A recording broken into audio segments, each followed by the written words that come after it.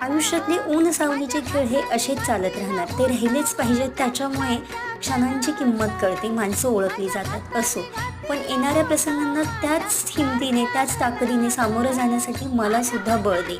आणि काय, माझ्या कुटुंबाला सदैव सुखी समृद्धी निरोगी आयुष्य लाभू दे. गणपती बाप्पा मोरया, मंगलमूर्ती मोरया. तो चकचक सोन्याचा.